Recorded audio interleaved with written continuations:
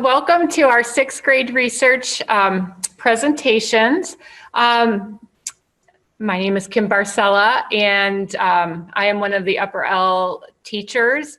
And Mr. Huck and myself and Mr. Dorman and Mrs. Pierce have been working with this fantastic group of 6 levels to help them with their research all year long, and then to also help them practice these presentations.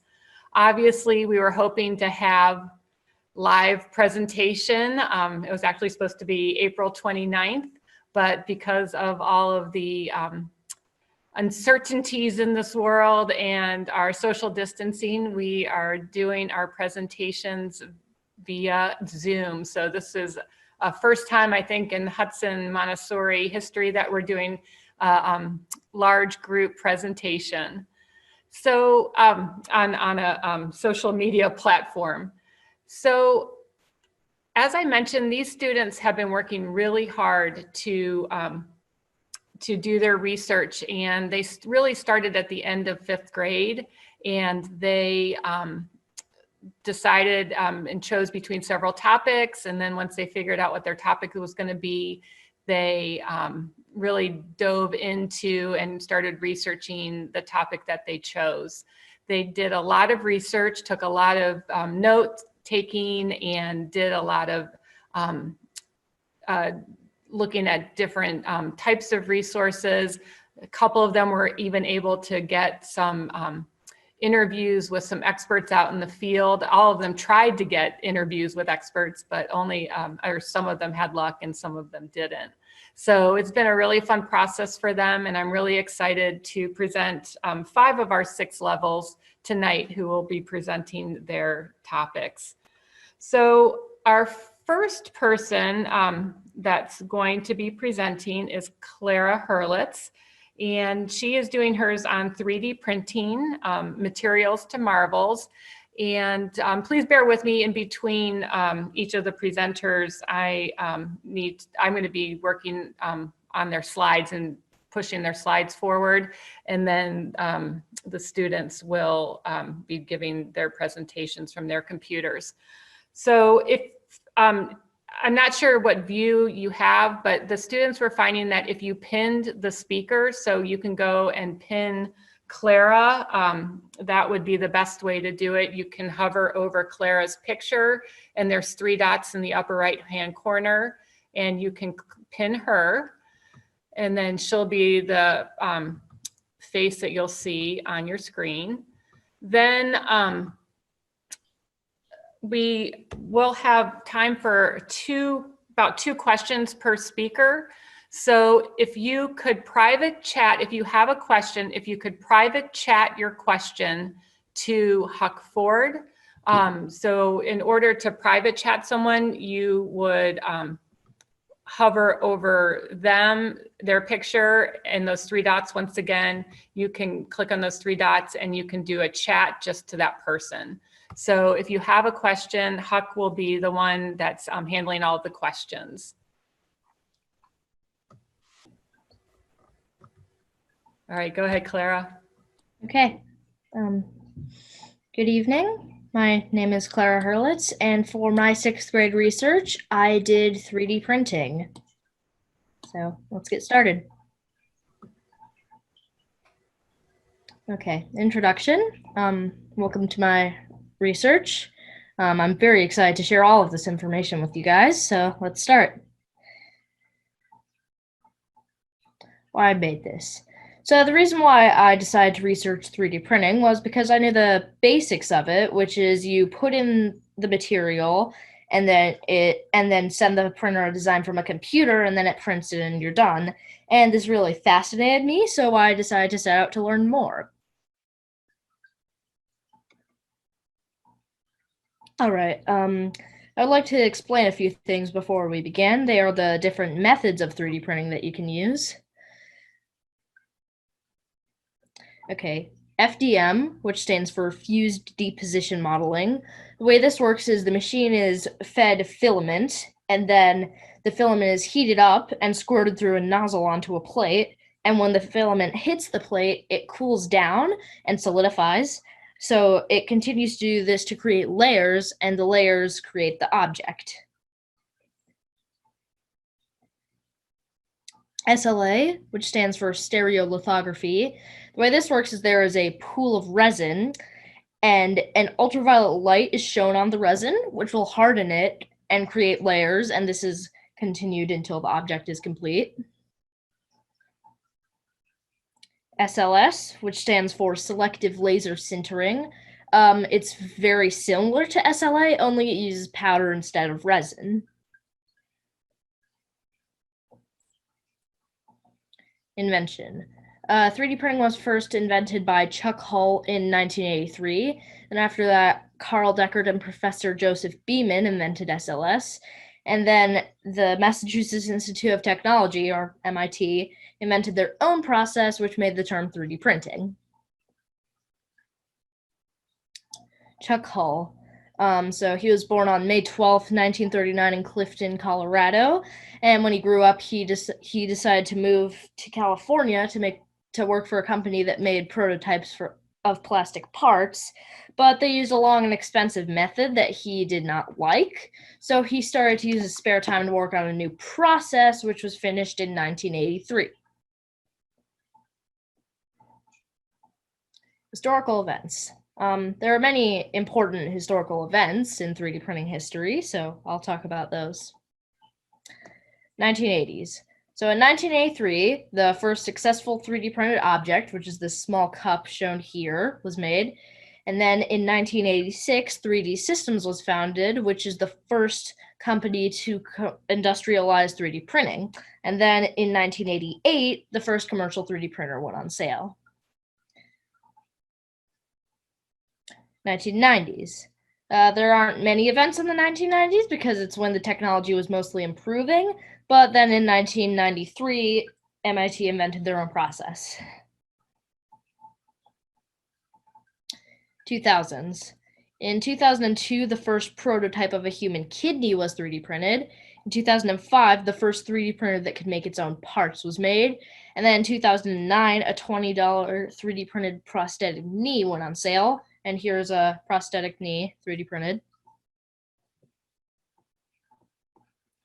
2010s. In 2010, the first partially 3D printed automobile was made. And then in 2011, the first 3D printed chocolate was made, as well as the first 3D printed aircraft flown. And here is a picture of a 3D printed chocolate.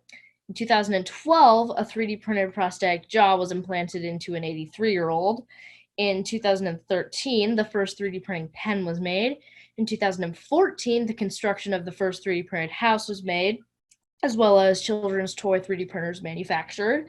And then in 2015, blood vessels were successfully 3D bioprinted.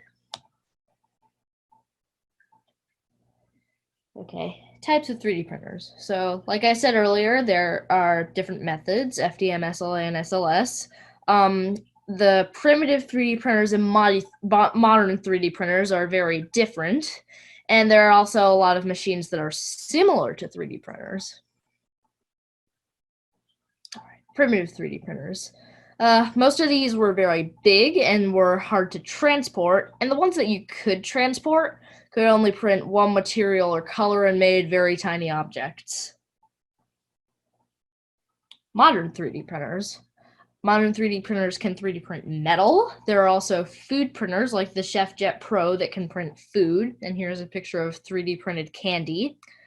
And there are 3D bioprinters that squirt a liquid that contains stem cells, which can print organs. Similar machines. One similar machine to a 3D printer is a CNC machine, which stands for computer numerical control. And what that does is it takes a block of material and drills the object out of it. There are 3D scanners, which can precisely scan an object from all sides and send the data to a 3D printer to be 3D printed. And there are laser cutters, as shown here, which take a sheet of material and use a laser to cut precise designs into them. Okay. Used for medicine. We often 3D print prosthetics to help patients out. It's very difficult and very expensive, but it is possible to 3D print body parts and organs.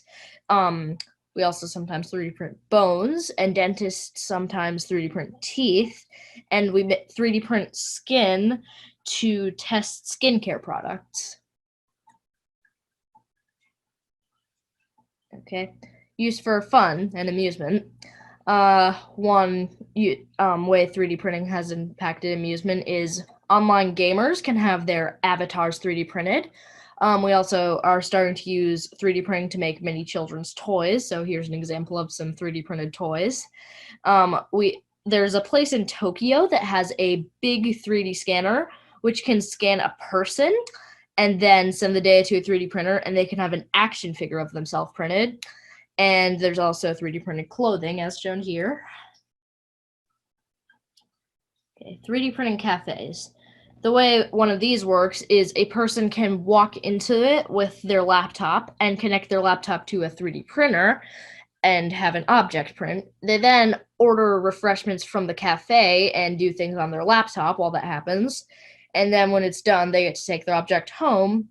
And some of these also have classes and or 3D scanners you can use.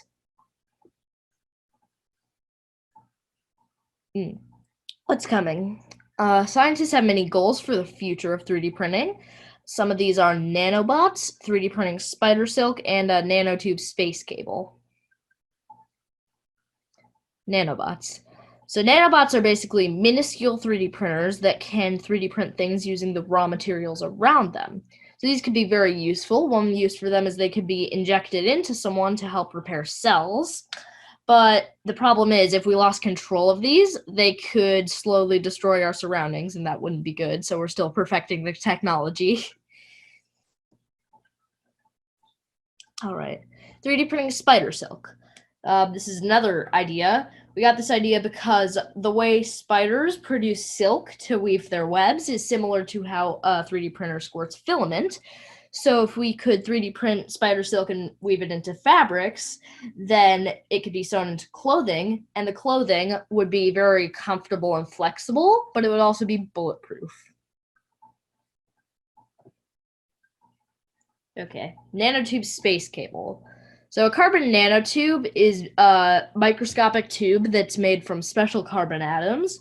It can conduct electricity better than copper can, which could be used for smaller and faster computers. Another idea could be we could 3D print it into one long, very strong cable, and we would attach it to something in space, like the moon or the ISS, and we would make an elevator on the cable so that we would just be able to easily get into space. But one concern with this is enemies of the cable, like a rival country, could easily go up into space and destroy it. Okay. Conclusion. 3D printing has greatly impacted the world. It has made it so that businesses can make and test products more efficiently and cheaply. It's also influenced our medical technology greatly, and we really shouldn't underestimate what it can do. And here's my bibliography.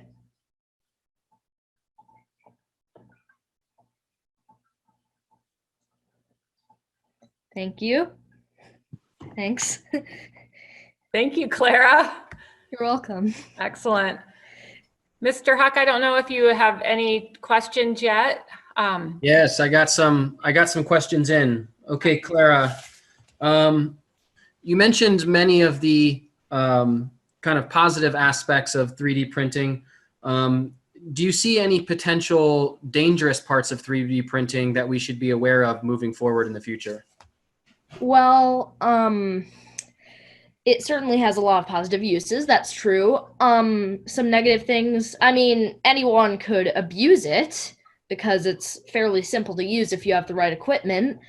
But I really think it's better rather than worse. So if people can control it, then yeah, it's great. Good, very good.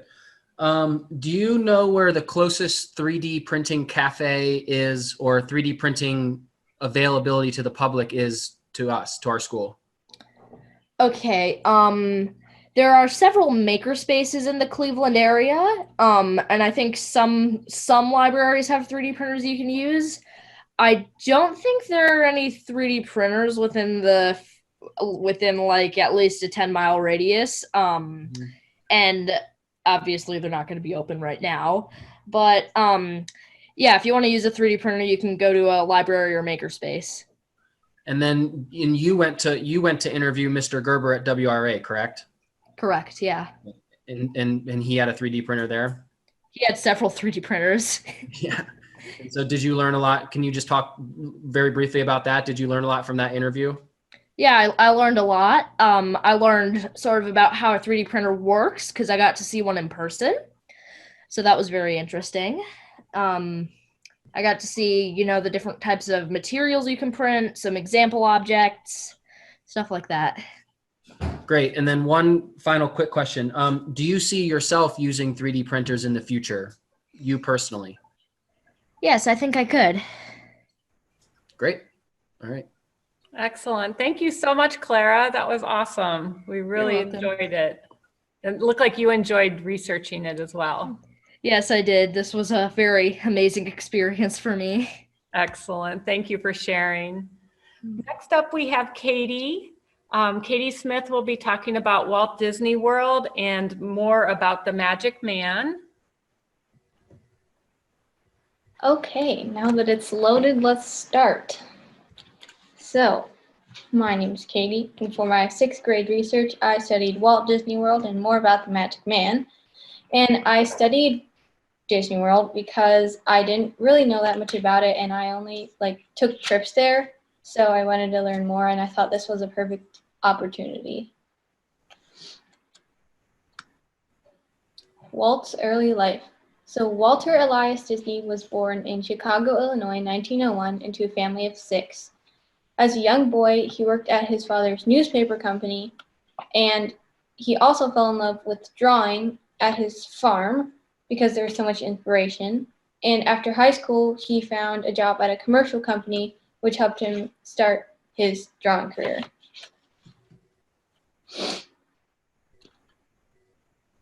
Walt's family.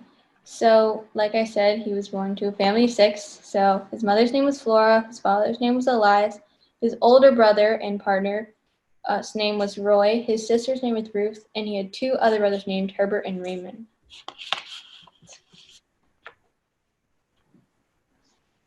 The candy store. So Walt worked for his father's newspaper company, but he didn't get paid. So he decided to open his own newspaper company, and to get money, he worked at a candy store at his school, and he did actually open his own newspaper company and had to make 2 rounds of delivery and make about 3 in the morning. Working with Ub. I just want to specify that Ub is Walt's partner and worked with him at the commercial company and eventually for the Walt Disney Company. So after working on commercials for a while, they started fiddling around and making short films. And they started making films called Silly Symphonies. Walt made a beloved character named Mickey Mouse, who he put in the short films. And those were very successful, so he started making longer cartoons. Becoming famous. So after making short films and Mickey, he started making longer cartoons, which were successful. So eventually, he had enough money to start making full-length movies, which were 60 minutes to 90 minutes. And those were really successful, so he got money to open his dream, which was Disneyland. So Mickey had friends. So he had a girlfriend whose name was Minnie Mouse. He had Pluto, who was his pet, and 2 other friends named Goofy and Donald. So some of the movies that he made, here are some of the movies that he made. And Snow White and the 7 Dwarfs was his first movie, created in 1937. And then in 1940, he made Pinocchio and Fantasia, and he made Dumbo in 1941 and Bambi in 1942. And they were all in color. Disneyland. So Disneyland opened on July 17, 1955. It cost $17 million one year and one day to make, And on the first day, there were many people and many problems, like oil leakages on the rides and shortages of food at the restaurants. Roy O. Disney. Roy O. Disney was born in 1893, and he had a similar childhood to Walt, like working at the newspaper company. And through Walt's, basically throughout his whole career, Roy supported him with money, and eventually he started working for Walt at the Disney company. So the first thing that Roy did was let Walt stay at his house after high school because Walt didn't have a job, so he wanted to give him some food so he could be on his way. And once Walt made the Disney company and moved to California, Roy moved to California with Walt and worked at the Disney company and wrote and drew for him. The lands. So there are 4 lands in Disney World. There's Magic Kingdom, Epcot, Hollywood Studios, and Animal Kingdom. Magic Kingdom. Magic Kingdom was built on October 1st, 1971. And you may recognize this castle because it's one of the most recognized landmarks because over 20 million people visit Magic Kingdom every year. Epcot. Epcot was built on October 1st, 1982, and it has 2 parks or parts or sides to it, the future side and the world side. So on the future side, there are many rides, and they're based on science and technology. And World Showcase is the other side, and it has 11 different pavilions, each representing a different country. So there's Mexico, China, Japan, Germany, United States, France, Italy, Canada, England, Norway, and Morocco.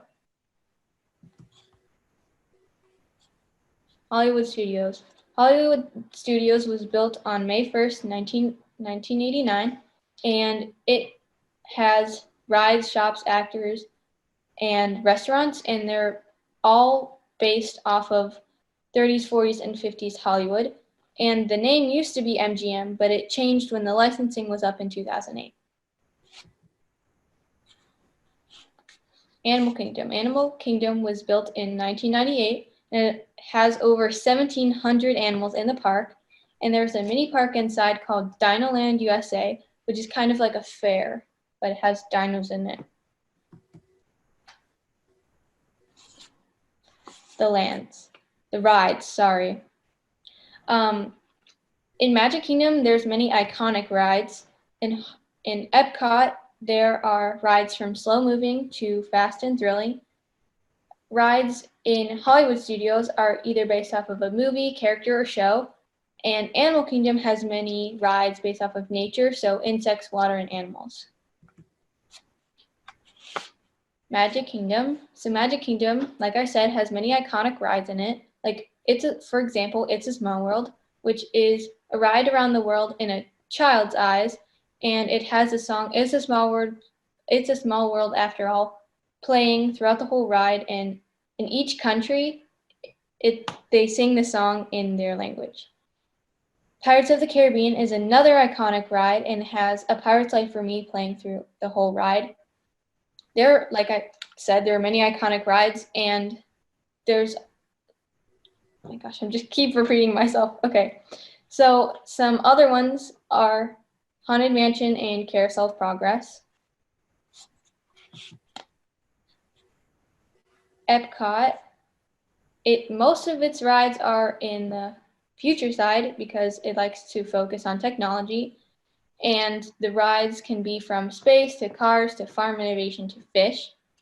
And on the world side, there are fewer rides because they like to focus on each of the countries and their culture.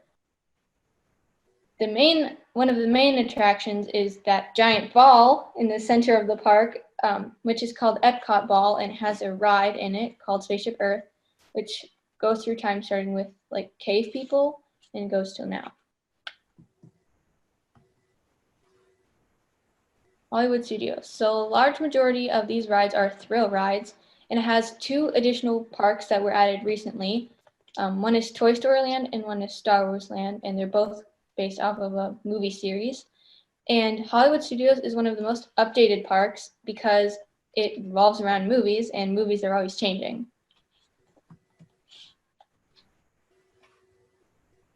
Animal Kingdom. So, like I said, these rides are based off of nature, plants, and water, and insects. There is another additional park inside that's called Avatar Land, which revolves around the movie series Land of Avatar. And on both sides, they have different cuisine, different parades, sort of, rides, and scenery.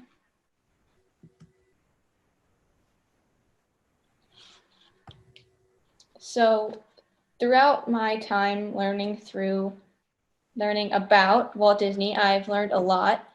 And I really think that Walt impacted like TV because he made the first cartoon with sound and he started making cartoons in color. So that's how we have color and sound today. And that's it. Great. Thank you so much, Katie. That was awesome.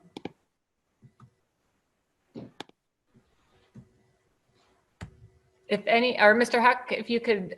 Yeah. I feel like we're silent cheering at Nature's Classroom. This is great. Yeah. Silent cheer. Okay, great job, Katie. I've got a couple questions for you from the audience. Thank you, the audience, who's for sending questions. This is working out really well. Okay, a couple questions for you. One is, what's the difference between Disneyland and Disney World? So Disneyland and Disney World are both Disney parks, but one is in Florida and one is in California. And Disneyland was created by Walt in 1955, and it's in California, and it's smaller than than Disney World. And that park was actually created and built while Walt was still alive because he died in 1966. And what was I going to say? You were saying it was smaller. You were saying that Disneyland was smaller. Okay, Disney World, yeah. Disney World, it was built after his death. Got you. Okay. If you were going to go to Disney World and you only had, let's say you only had like one day and you were going to recommend one of the parks, which park would you recommend the most? Tough question, Probably, right? I would just broke that rubber band. Okay.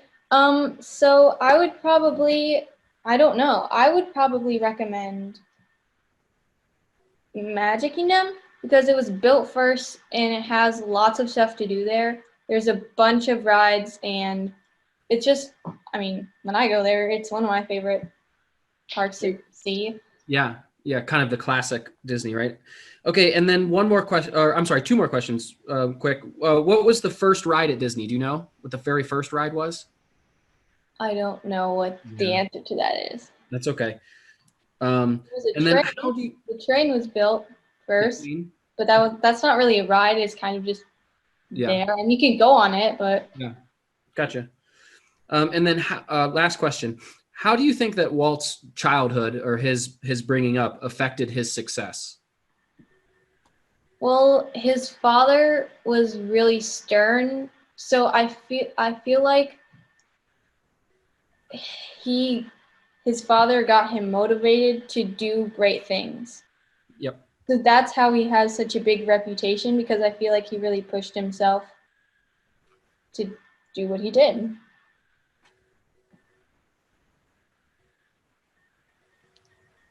Great. Thank you, Katie. That was awesome.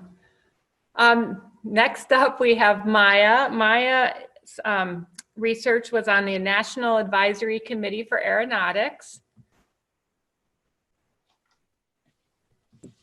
Okay. So my name is Maya, and I did the National Advisory Committee for Aeronautics, or NACA. My interest in the National Advisory Committee for Aeronautics started last summer at NASA's 60th anniversary Family Day. Family Day is when the family of people who work at NASA can come to the Glenn Research Center and take a tour. Since my dad works at NASA, we got to go. We did a lot of things there, like see a wind tunnel, listen to the International Space Station, and eat French fries. This sparked my interest for NASA. I wanted to learn more about how it started and what its history was like. Later, I learned that NASA used to be the National Advisory Committee for Aeronautics, or NACA, who worked with planes. After that, I asked my dad about it, and he said it would be a very good sixth grade research topic. So I compared it to all my other research topics and decided it was the best topic to do as it interests me the most. NACA stands for the National Advisory Committee for Aeronautics, and they tested planes and other flying vehicles, and they started in 1915.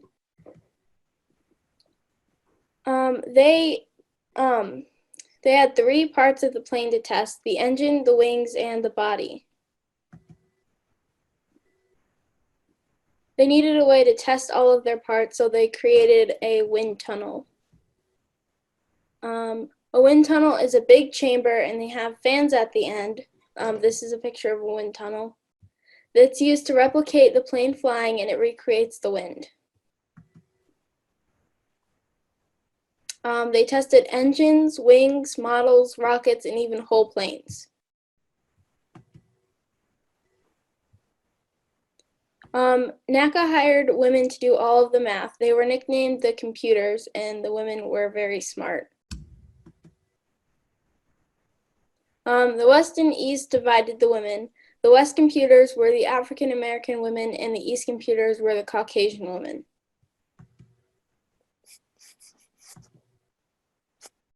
The story behind NACA. The USA was behind Europe in airplane technology, and this was back when Woodrow Wilson was president. And so when he saw that they were behind Europe, so he and Congress thought up of NACA.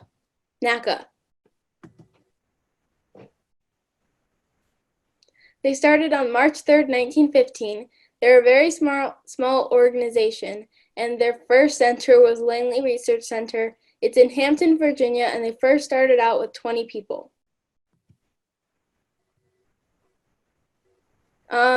After World War II, they started working on supersonic planes, which are planes that can go faster than sound. They started working on these because they were scared of being unprepared for World War III, and supersonic planes would be very useful in the next war.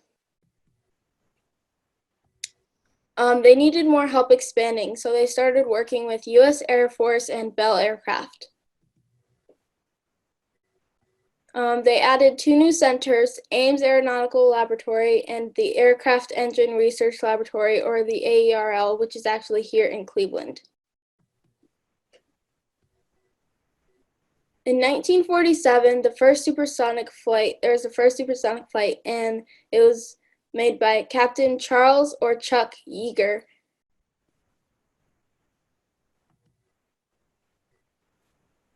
In 1958, Russia launched Sputnik, which was the first artificial satellite.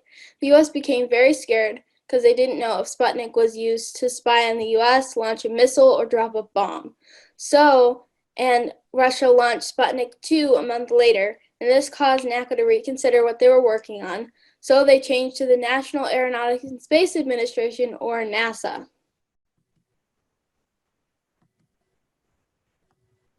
NASA is a government agency that monitors and tests spaceflight. After Sputnik and Sputnik 2, NASA wanted to work on a satellite to send to space. They started working with the Naval Research Laboratory in Maryland, the California Institute of Technology for the Army, and the Army Ballistic Missile Agency. On December 6, 1957, they launched the Vanguard satellite, but after 2 seconds in the air, it fell back onto the launch pad and exploded. But NASA didn't give up. They launched Explorer 1 on January 31st, 1958, which was the first U.S. satellite in space, and they officially became NASA on October 1st, 1958. NASA has many missions to understand space and the other planets in the Milky Way. One of the most important missions was to put a man in space. And That man was Alan Shepard Jr., and he went into space on May 5th, 1961. Some other important missions were the Apollo missions, which were made to put humans on the moon. There were 17 Apollo missions in total, and one of the most important Apollo missions was Apollo 11, where they put the first men on the moon. Our current mission is InSight, which stands for Interior Exploration Using Seismic Investigations, Geodesy, and Hate Transport, which is to send a robot to study Mars, specifically its crust, mantle, and core. Important people. Many important people work or worked at NACA or NASA. Some important people who worked at NACA were the original staff, George Lewis and Glenn Edwards. The original staff was made up of 20 unpaid people, a chairman, George Scriven, a main committee of 12 people who represented the military, the government, and the industry, and 7 people on the executive committee, and the first employee, John F. Victory. George Lewis was born on March 10, 1882. He was the director of aeronautical research at NACA. He retired in 1947, and he died on July 12, 1948. Glenn Edwards was a test pilot. He died in an airplane crash on June 5, 1918, and the plane was the Northrop YB-49. Multiple role models work or worked at NASA, like Sally Ride, Guyan Bluford, Mae Jemison, and Kalpana Chawla. Sally Ride was the first American woman in space. She was born on May 26, 1951. She went to space on June 18, 1983, and she died on July 23, 2008 from pancreatic cancer. Guyan Bluford was the first African American and the second person of African descent to go to space. He was born on November 22, 1942, and he is currently 77 years old. Mae Jemison was the first African American woman to go to space. She went to space on September 12, 1992. She was born on October 17, 1956, and she is currently 63 years old. Kalpana Chawla was the first woman of Indian descent to go to space. She was born on July 1, 1961, but on February 1, 2006, her space shuttle disintegrated when she was going back to Earth. There are lots of amazing role models in NACA and NASA, and they risked their lives for the American people and gave us a better future. NACA was very important and helped shape our airplane technology into the way it is now. It helped in the most important wars and inspired lots of people, and it built a lot of planes. And we most likely would not be here if it wasn't for NACA. It's very important to know about NACA and what it's done for this country. Great. Thank you so much, Maya. That was awesome. Thank you. Mr. Huck, yeah. Mr. Huck, did you get any questions for Maya? Oh yeah, absolutely. Great job, Maya. It's amazing to think that somebody born in 1882 had such a big, important role in early flight. That's incredible. Yeah. Okay, Maya, a couple questions from the audience. Why was it that women specifically were hired to do the math? I actually don't know. I think that I think it's because there were mostly men were hired to do all of the important work, like the engineering and building, and for the math they wanted women to do it because the men were hired for everything else. But I'm sure the math turned out to be extremely important too, right? Yeah, it really was. Yeah, absolutely. Okay, another question. There's kind of two questions here that are similar, so I'm gonna roll them into one. Some people say that NASA and space exploration just costs too much money and it's not worth it, that we should put that money towards other things. What would you say to people, and why would you say, I'm assuming you're going to support NASA. So why would you say that space exploration and NASA and NACA were important and still are important? It is very important because it is always important to learn about things that we don't know in case, like, there's a lot of global warming and a lot of pollution, and maybe we need to go to another planet, and maybe we need to have I don't know, like a backup plan in case things go wrong here. And even if that doesn't happen, it's just really good to know about your surroundings and learn about new things. Yeah, I completely agree with you. And you never know what you're going to learn until you start doing it, right? Yeah. Okay, one more question I have. You talked about the disintegration of the astronauts coming in. We know that there's been some catastrophes, but one question that came up a couple of times: has anyone ever gotten lost, like in space? I actually don't know that. I'm pretty sure that that's happened, but I haven't come across anything when I was researching that. So whoever has that question, I'm assuming maybe you can do some research and then they can ask you and you'll get back to them. Yeah. Okay, cool, awesome.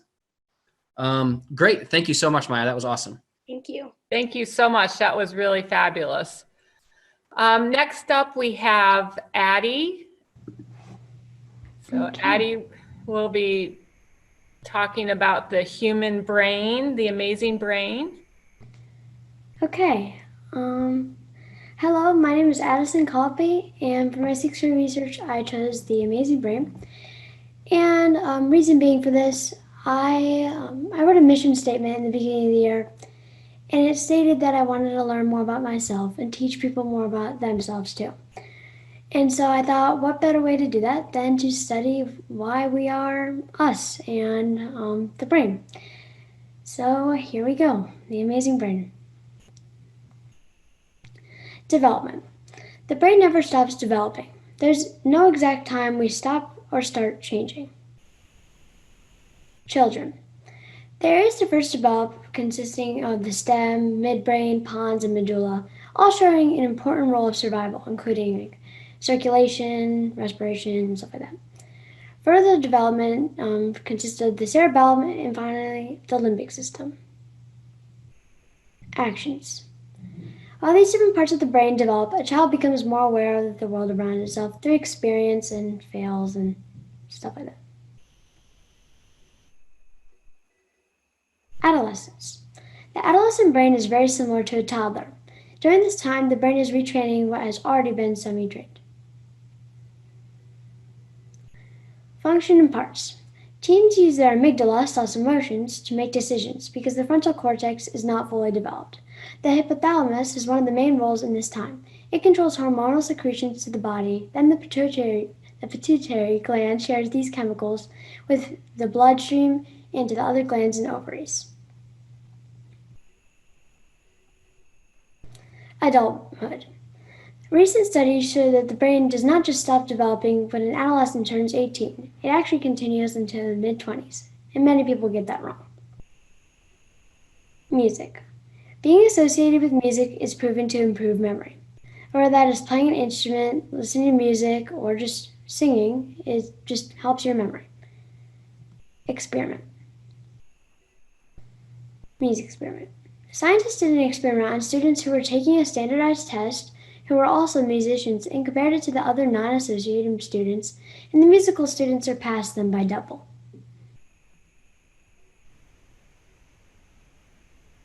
Sleep. Sleep is crucial for the brain to properly function. There are 4 stages of sleep that equal 1 full night's rest. Improvement. The difference between a rested brain and not are like night and day. The importance of sleep is not understood in the correct way. Sleep is not a quick process. It takes time. The main idea is keeping consistency. It's not a bank. Function and numbers. A toddler should be receiving around 11 to 14 hours of sleep, which most toddlers do get that. A child should be receiving 10 to 13 hours of sleep. Again, most children do get that. A teen should be receiving 9 to 11 hours. Now, most teens actually do not get this. An adult should be receiving the minimum of 8 hours of sleep, and adults definitely do not get this. It is known that sleep stays consistent up until the teen years, when parents lose track of their child's sleep schedules. Stage 1. This stage is a more complex stage, and it's more hard to accomplish because it is going from wakefulness to sleep. And many people find different tactics and strategies to accomplish this, like meditation. Stage 2. The next stage is when our brain is getting ready to slow the muscles down. Stage 3. The next sleep stage is a whole different level of slowing the muscles. This stage is referred to as deep sleep. Stage 3. REM. REM stands for rapid eye movement. This is when the dreaming comes into place. Dreams are still a mystery to scientists, but there are many theories on this topic. Dream theories. Dreams are thought to possibly be a way of organizing information the day. They could be a mirror image of how we feel or a collection of one's life. Of course, like I said, there's many theories on this topic. Personality. The theory of left versus right brain is incorrect. Our brain, of course, has specific areas for different actions and functions, but dominance does not control how one perceives themselves. What we did yesterday, a year ago, a week ago, a month ago, and so on, affects who we are right now. It's almost as if we are different people every time something affects us. Meditation. Meditation can solve almost all health problems, physical and mental, and meditation is the study of gratitude, awareness, emotions, and others. Yes, it's really what one wants it to be. Improvement. Meditation can improve focus, stress, self-awareness, self-control, cortisol lowering, which is like your adrenaline, handling emotions, and it is spiritual. Brain function. The process of meditation is amazing. It's less than the frontal cortex and the parental lobe, making us less worried about thoughts and more worried about the world around us. Miss Parcell, we kind of skipped a slide for memories. All right, give me a second.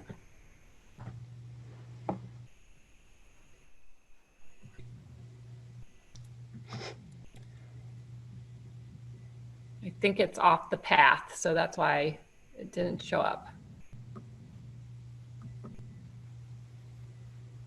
It should be right before music.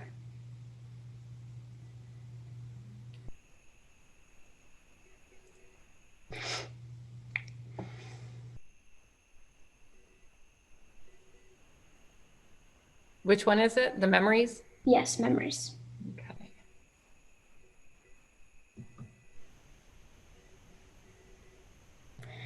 Memories. If we did not have memories, we would be new people. Physically, our neurons are replaced every 7 years. Functions.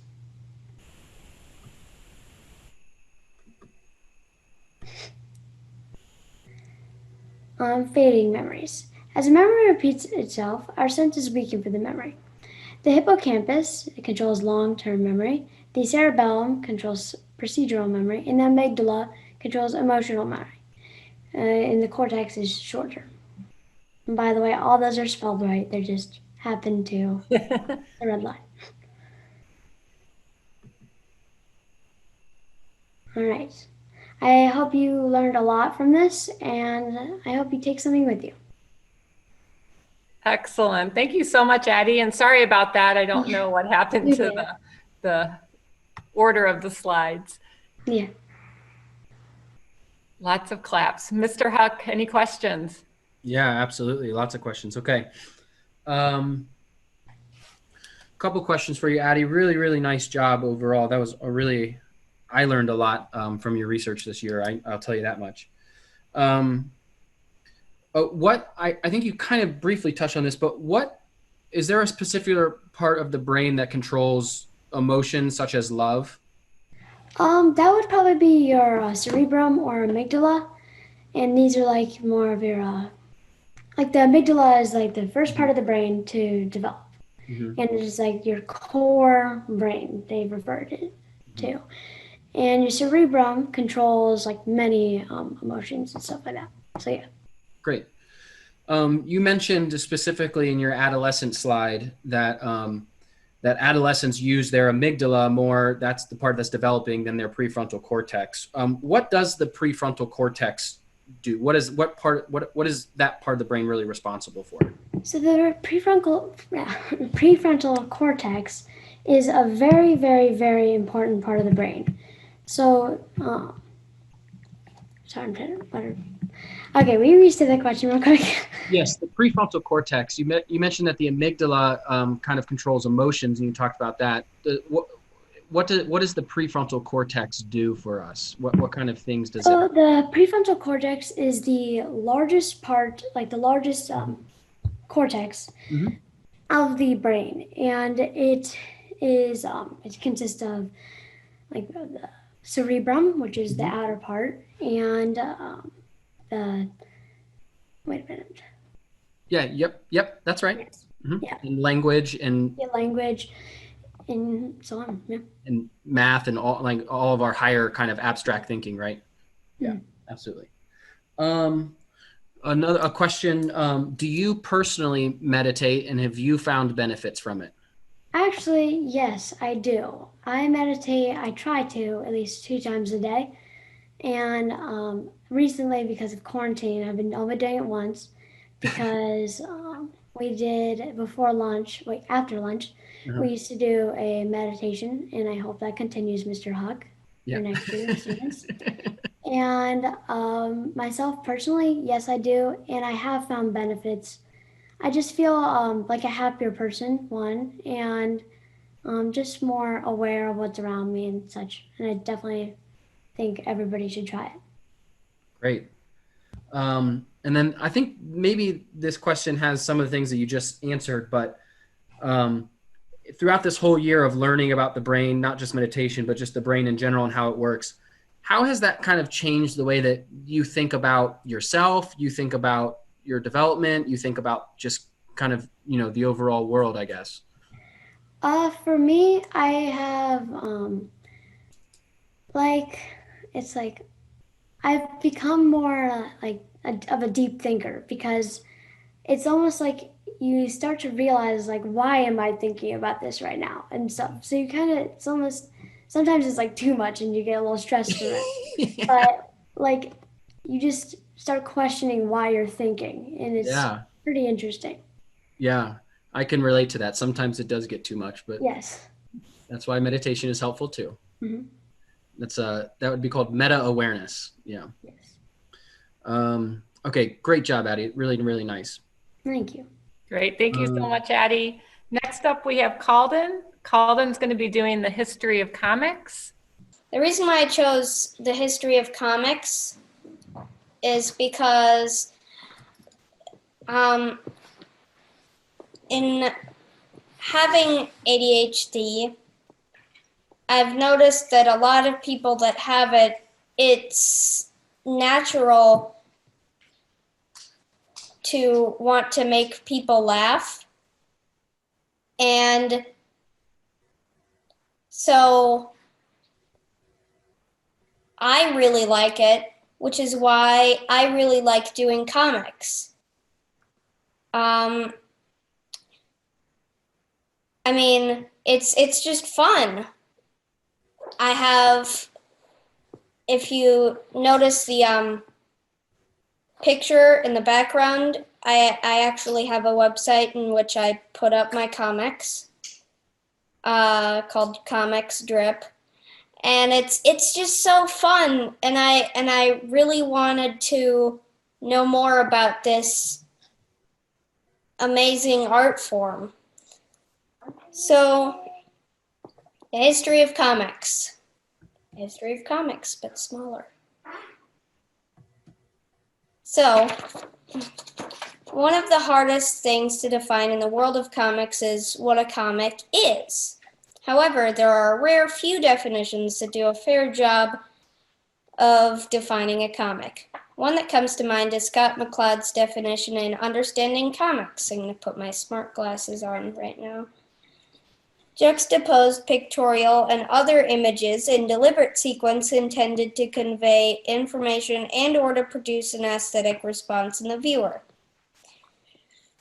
The only problem with this definition is that it does not include comics with one panel like The Far Side by Gary Larson, one of my personal favorites. This is a picture of The Far Side by Gary Larson. Did you know Gary Larson had a species of lice named after him for his contributions to biology? And here's a picture of that species of lice, Strigopiphyllus garrylarsoni.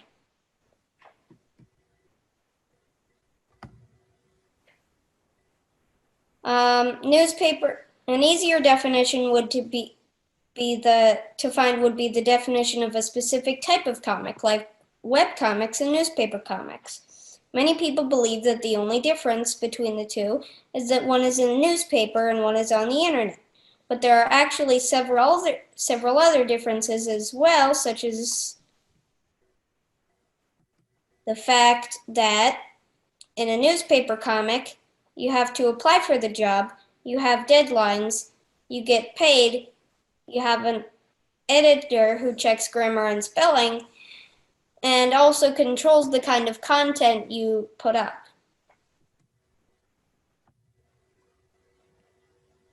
For webcomics, it's more loose in that any person can make a webcomic. You don't need to apply for the job. You can put up whatever content you want. You don't have deadlines. You won't have an editor necessarily, and you also won't necessarily get paid.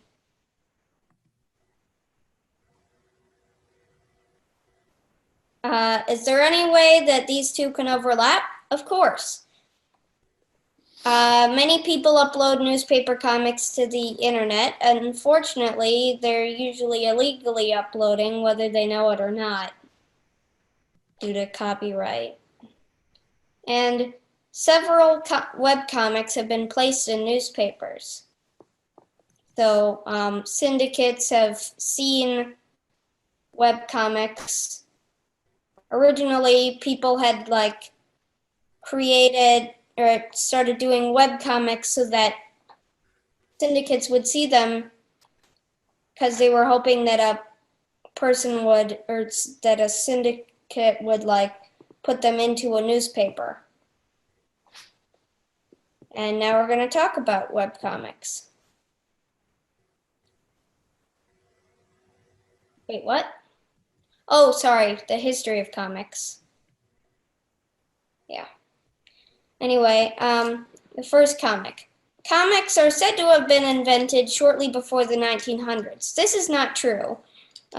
Comics date back to ancient Egypt, with the Tomb of Mena constructed circa 1400 BCE. Here's a picture of the Tomb of Mena. But it is true enough that we will begin our timeline there. So this is, so the first comic was created by Richard F. Outcalt of Lancaster, Ohio in 1894. The comic was called Hogan's Alley, about life on the street.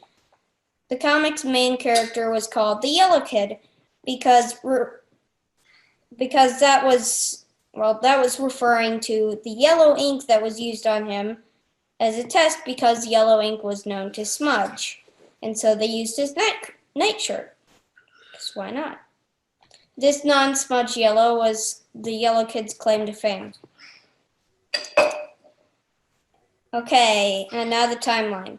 The formative years, 1895 to 1939. Comics are just beginning to develop.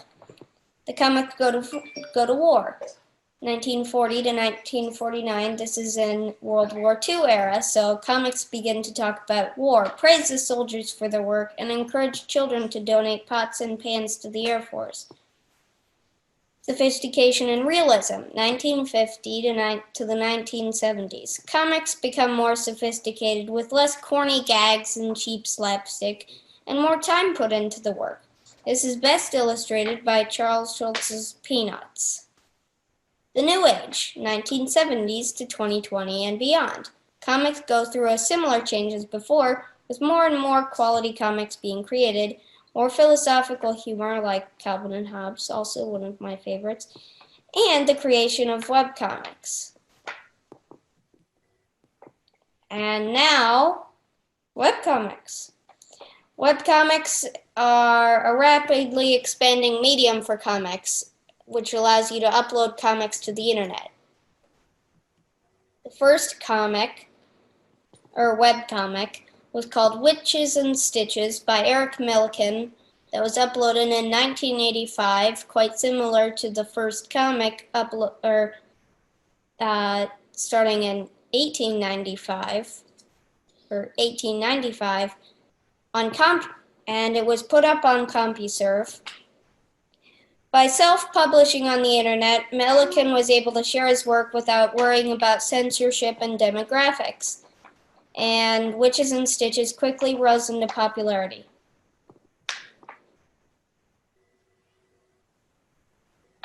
The popularity increase of Milliken's comic made the idea of online comics much more widespread, and this inspired many comic artists to upload their own works.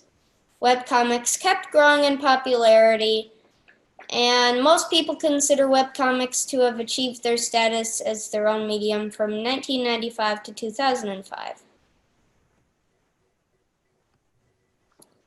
And here are some popular webcomics: Safely Endangered by Chris McCoy, XKCD by Randall Monroe, another favorite of mine, Poorly Drawn Lines by Reza Farazmand, I think that's how you pronounce it, and Cyanide and Happiness by Rob Blaker, Chris Wilson, Dave McAlpatrick, and Matt Melvin until 2014 when he left the team. And now, finally, the big question / conclusion. In talking about the, in this final chapter, I'm going to tackle the big questions. When you are talking about big questions, most of the answers are opinions, especially ones where you are talking about other people's opinions or about what will happen in the future. No matter what, you are probably going to be wrong about something. I'll try to keep my answers on the clearest and most straightforward knowledge-based path I can, but please know that my answers are not concrete facts. And this is about the general opinion of comics over time. Comics have gotten a bad rap, not that rapping is bad, which we'll get to later.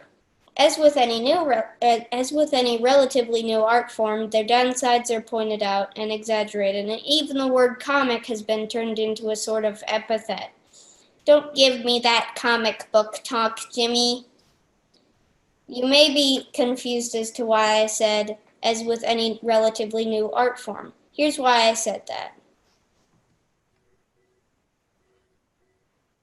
Most relatively new art forms are shot down by society, even if they have more pros than cons. There are even stories about this happening to books because people thought they would spread evil and horrifying and disgusting and mutinous ideas. People burning these beautiful machines, I don't know, because one of them might say something that has this... Oh, what happened? Okay. What I was going to say there is that one of them might say something bad about the monarch of wherever it is, even though they'd probably be right about this. I mean, they're burning books. It's probably not good in other places too. Jazz, ragtime, rock, rap, which I said we would get to, hip hop, books, writing, video games, comics, memes, these are all art forms that were, and some still are, subject to this treatment.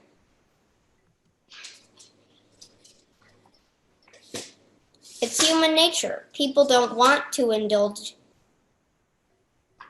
or to change something or indulge in something new, no matter how beautiful, innovative, radical, inspiring, or revolutionary it is, because that's just the way things are. That's why it took so long for us to abolish slavery, or to start thinking twice about letting a person's race, gender, attraction, nationality, religion, culture, beliefs, or any number of other things shape the way we think about them.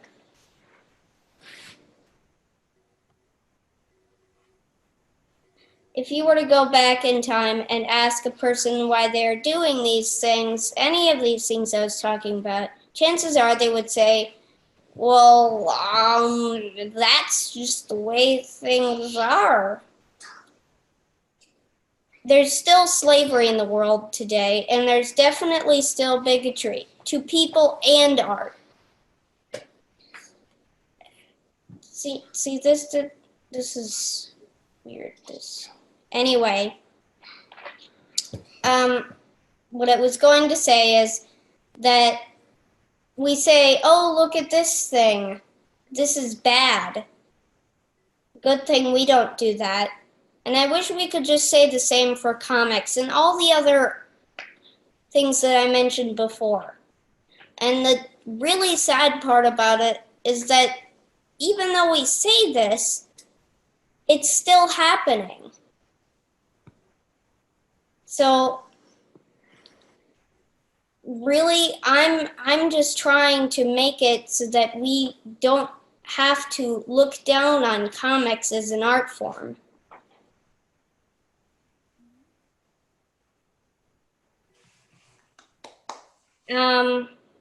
And now, on that note, newspaper comics versus web comics, which is easier? Well, it all depends on what you want.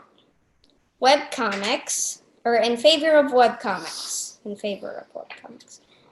If you don't want to go through the hassle of interviews, getting shot down by newspapers, censorship, and demographics, then web comics are the way to go. In favor of newspaper comics. If you're fine with that stuff and want to guarantee that your comics are put right in front of the eyes of the audience, then newspaper comics would be a good choice. Me personally, I hope, although I have a webcomic, I'm not in favor of either. I like them both equally.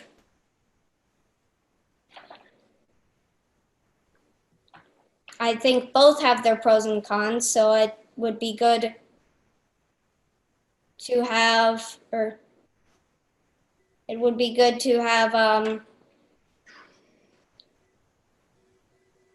don't know, I just like both equally because it's good to learn how to do both. Can we go back, because I think we missed one slide. What of the future?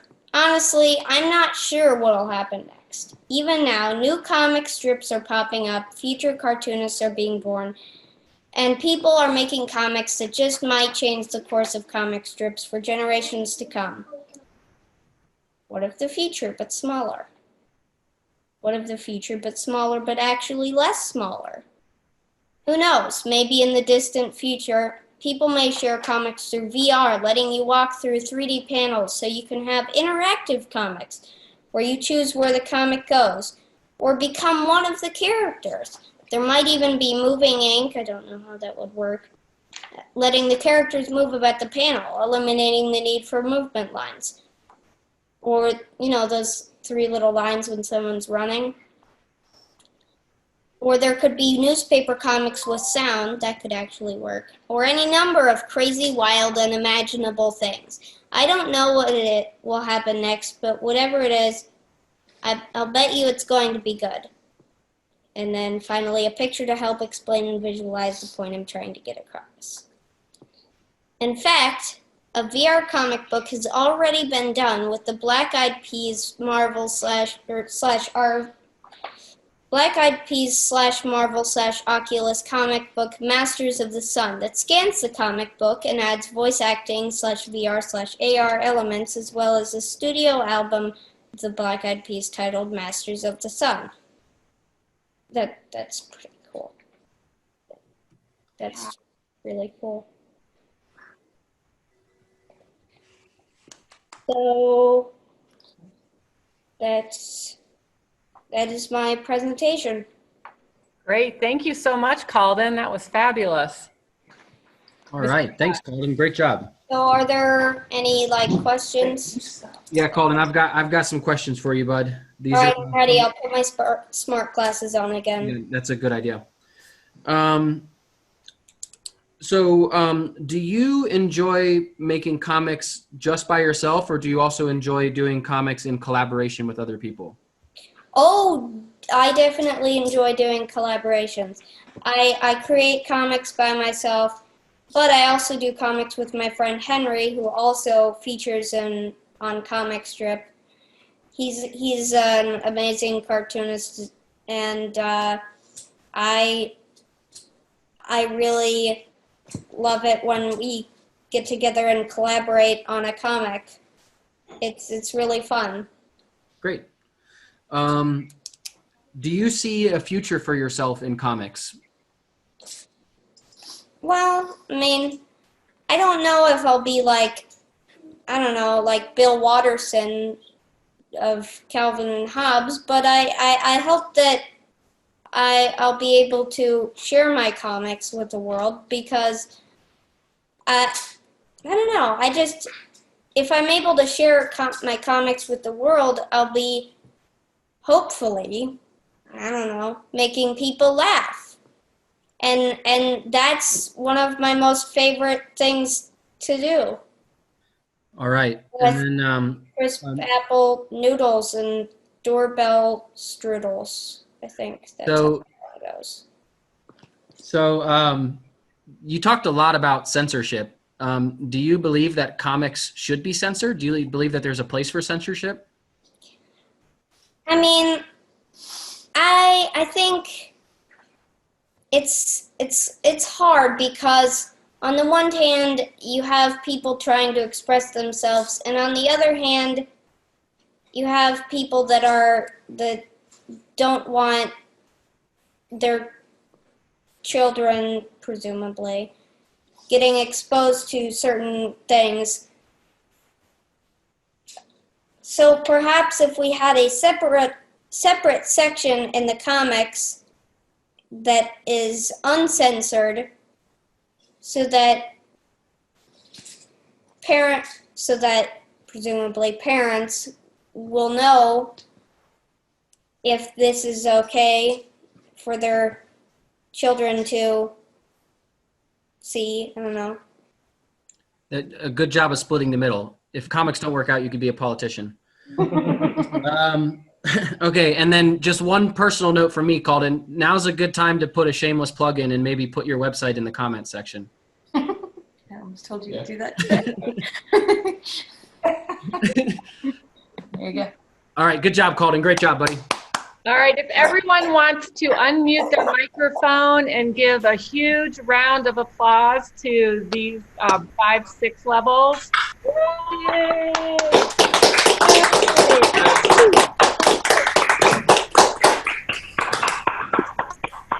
Awesome. You guys should be very proud of yourselves and your hard work over this school year. You guys enlightened all of us and inspired us as well. So thank you all for that. All right. Want to welcome everyone back to our second round of presentations for our 6th grade research. All right, Nicholas. Okay. Good evening, everyone. Hold on, am I on mute? No, I'm not. Okay, good. Good evening. I'll be doing my presentation, my 6th grade presentation on HTML. Now, the reason I chose to do HTML is because a couple years back, I did a summer camp on coding and computers, and I really enjoyed it. And I also just have like a natural love for computers, so that's why I thought it'd be, hey, super fun to do HTML for my 6th grade research. And my first chapter is on computers. Computers have been around for a long time. The first computer was the ENIAC machine. Another big landmark in computer history is the Kenback 1, and all computers require operating systems and programming languages to run. The ENIAC machine, it was a calculator. It didn't have any screens, keyboards, nothing like that. It was a calculator. It could do several equations at once. It was invented in 1946 at the University of Pennsylvania by John W. Moseley, and it stood for Electric, Numerical, Integer, and Computer. One big disadvantage of it, though, is that if there's ever an error or like some sort of malfunction, it would take days, sometimes weeks, to rewire the entire thing. So that wasn't very good. The Kenback 1. It was invented by John V. Blakenbaker in 1971. It sold for $750 and only came with 256 bytes of memory. Not like gigabytes, just bytes. That is a very small amount of memory. And only 40 units were sold. Later it was discontinued, not to having strong sales. And one fun fact about it is that it didn't have a screen. It just operated by blinking lights. So that's why I think this is really cool. I think you can buy one off of eBay. But yeah.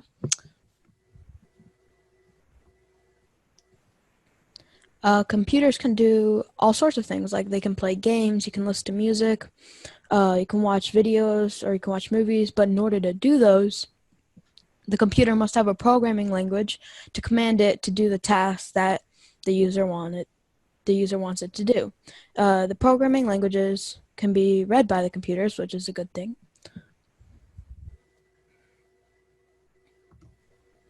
And my second chapter is on programming languages. Before HTML was invented, there have been many good languages, like Fortran. Fortran was invented in 1957 and is the oldest language still in use. It was designed to do mathematical calculations and is being used by the National Weather Service, which kind of makes sense because to predict the forecast for another day, that requires a lot of math, and I kind of understand why they use this. COBOL. It stands for a Common Business Oriented Language, and it is used for business transactions, like basically just to like transfer money between two bank accounts, and is used in like ATMs, as you probably guessed, hospitals, the government, and it was also made in 1957. BASIC is a bit more popular. You may have heard of it before, maybe not. It was invented in 1964 by a group of college students at Dartmouth College, and it stands for Beginner's All-Purpose Symbolic Industrial Code.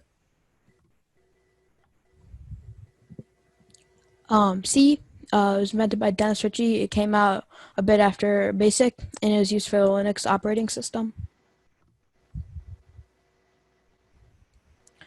C++. It's very similar to C. It was invented by the same person, Dennis Ritchie, but it has a ton more functions, and it was invented in 1983 and is used for Microsoft Office and the Adobe Flash Reader. Python is used so much today. It was invented in 1991 by Guido van Rizzuni. I think that's a foreign name. And it is very good for adding functions. It was used to program the Google search engine, YouTube, and NASA. JavaScript, I'll talk about that later in the presentation. It was invented in 1995 by Brendan Each.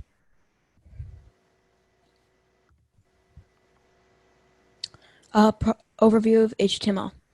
HTML has quite a bit of history. HTML also has some requirements if someone wanted to start programming HTML.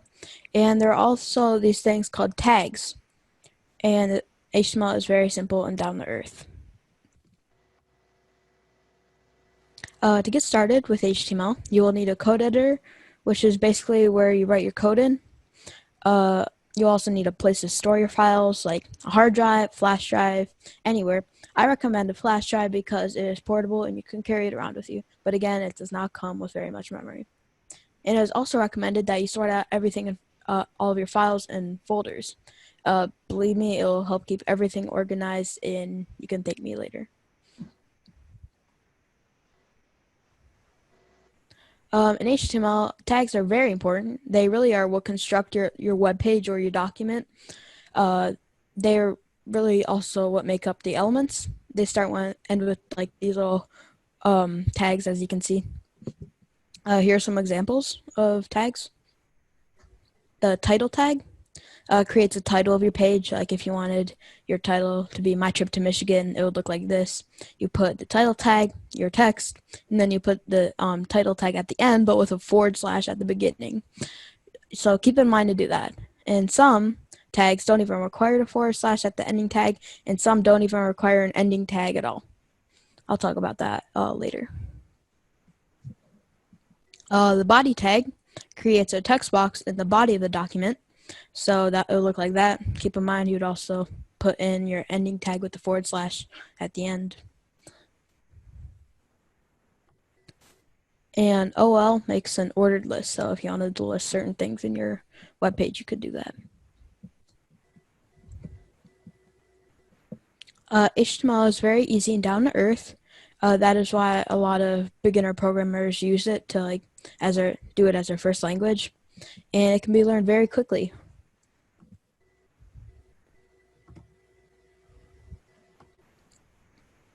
HTML history. HTML has many important parts in its history, like Tim Berners-Lee, or different stages HTML is taken on. Tim Berners-Lee was the man who invented HTML. He also made the World Wide Web, which is the internet, really, www.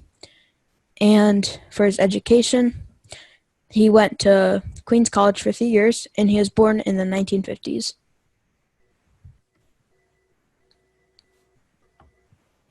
Versions of HTML. HTML has taken on many different languages, or not language, oh my gosh, versions, like HTML 1.0. It was version HTML was in when it was first released. And HTML 2.0, this is where HTML really got it got super popular. Like there's a ton of new things, like new tags. One of those was a meta tag.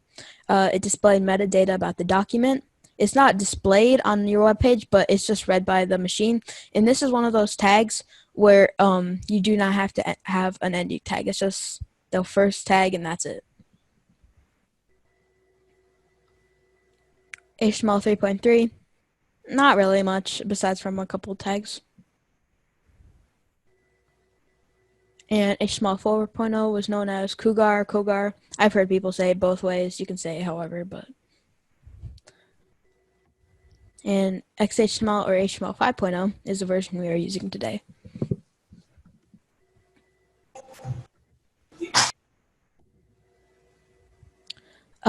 Technology going forward. As technology moves on, we are probably going to see a ton of different things, like HTML's future and other languages in the future. There are also probably going to be more inventions that might happen in the future. HTML's future. In the future, HTML will probably turn into XML. XML is a separate language, but we are already seeing a ton of similarities between them. HTML's last update will probably be its transformation into XML.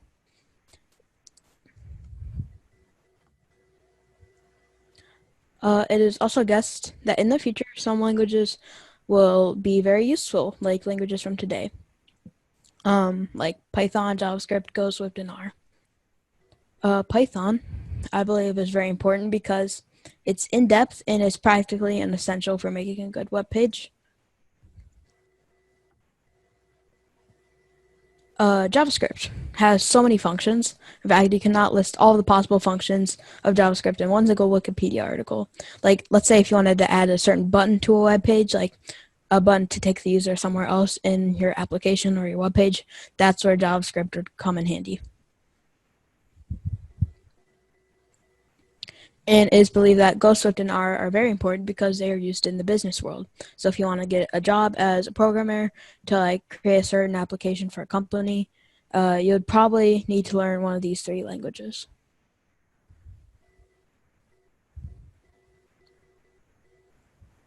Robots, exoskeletons, better VR, and holograms. These are all inventions that I believe that will probably happen within the next 30 or 40 years. maybe sooner. I'm not sure. Robots. We are already seeing this with like Google Home, Siri, and Alexa, except they'll be like robots.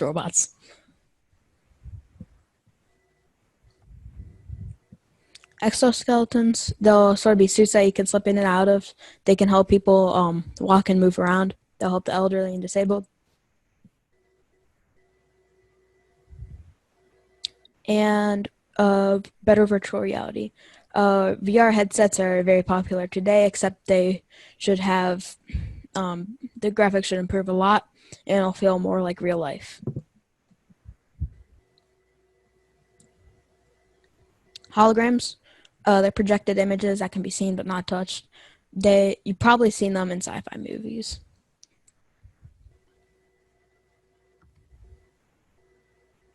And these are my resources that I used. All right, Mr. Huck, are there any questions for Nicholas? Yes, I do have some questions. Okay, nice job, Nicholas. Great presentation. Thank you. Okay, Nicholas, a couple questions for you. What were some of the uses of the earliest computers? What were they used for? The ENIAC machine, like I was talking about, I believe it was more of a personal use computer. I don't think it was really introduced into the government or the public yet, so I think it was more of a personal use computer, and yeah. Gotcha. There was a question, are new coding languages still being invented? But you kind of talked about that, right? Coding languages are still being invented and still... Oh, yeah, definitely. Yeah. Another question, have you ever used HTML to code before? Absolutely. It is very fun, and yeah. Great. And then last question, in your research, did you come across AI, artificial intelligence, and maybe kind of the possible futures involved with that? Not exactly.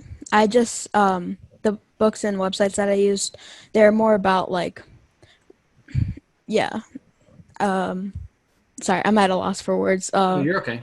Like yeah. the more nuts and bolts of the coding and the languages and things like that. Okay. Yes. Okay. Cool. Great. Well, thank you, Nicholas. Mr. Huck, some people are having a hard time sending you private chats, Yeah. and I'm not sure why. Yeah, neither am I. So, and I can't see that. I can't get to my chats while I'm recording this very easily. So I know Murad has a question for Nicholas.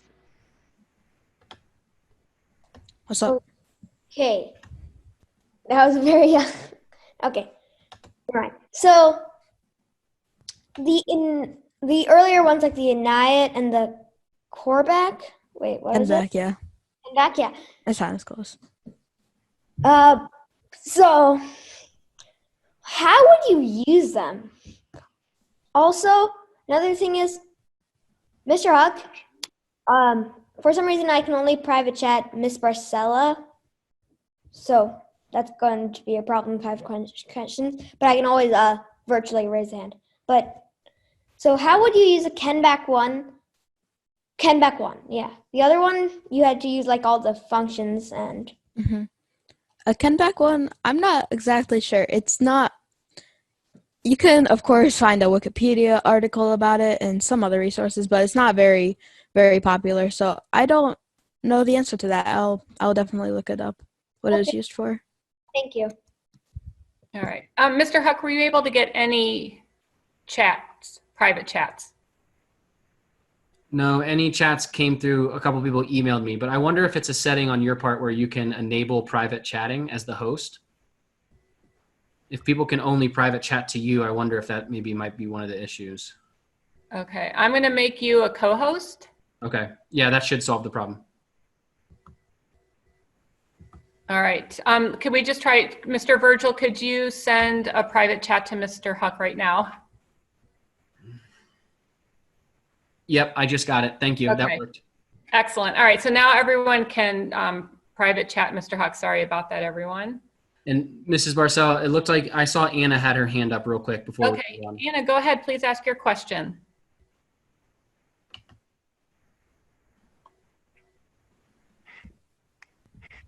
What are holograms used for? They might be used for decoration, maybe to like spice up a certain area, but I'm not exactly sure because they haven't been invented yet. I have one more question for you. Mhm. What is the body tag? What is that? Body tag, so when you put it in your code editor, it'll, in your document, when you start off with coding HTML, you have a blank document, and use the tags to create different parts, like different text box in certain areas. So if you want to have a bunch of text in, like, this would technically be the middle of your document, you use the body tag because it's the body of the document. That makes more sense. Mhm. Thank you. Sorry if I didn't explain it good. Great. Thank you so much, Nicholas. That was awesome. Very nice job. And thank you all for asking questions and being patient as we work through these technical difficulties. Next up, we have Connor, and Connor will be speaking about pirates. Hello, my name is Connor McGow, and I did my 6th grade research on pirates and piracy. I chose this topic because I had just watched the Pirates of the Caribbean movies, so I was wondering how it would have worked and if it even worked at all. I wasn't sure if it was real. So after looking into it a little bit, I realized that this would be a perfect topic for 6th grade research, so here we are. Without further ado, let's get right into it. The different types of pirates. There were 3 main different types of pirates. This includes privateers, buccaneers, and corsairs. Privateers were the only legal form of piracy. They were made legal when the king issued letters of marque, which were basically written permission from the king to attack and plunder other ships. These were only issued during wartime, and they could only attack the ships that opposed their country. However, privateers, being pirates, sometimes went against the rules of the king.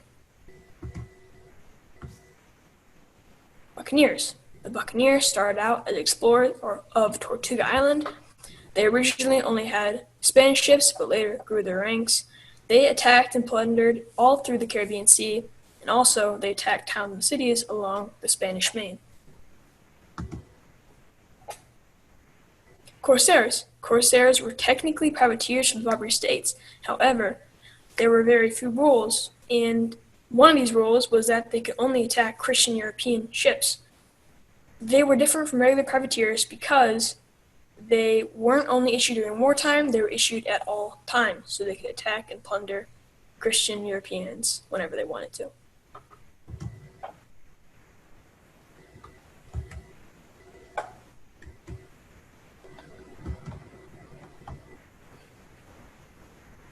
Famous pirates. The ones that will be covered in this chapter are Thomas Tew, Captain Kidd, and Rouge Reese. Thomas Tew was a privateer in the 17th century. After his privateering years were over, he wanted to keep pirating, so he started pirating illegally. He was one of the best pirates and privateers of his time. Captain Kidd. Captain Kidd was a privateer in the 17th century. Same story as Thomas Tew. He didn't want to give up pirating, so he's continued pirating illegally. However, Captain Kidd was known for his cruelty and wickedness. One example of this is when his crew held a mutiny against him, so he killed one with a bucket. Rouge Reese. Rouge Reese was the first in his line to take up piracy. He roamed the Mediterranean Sea. He was a Barbary corsair. He lost his arm in a cannonball blast and died still a pirate.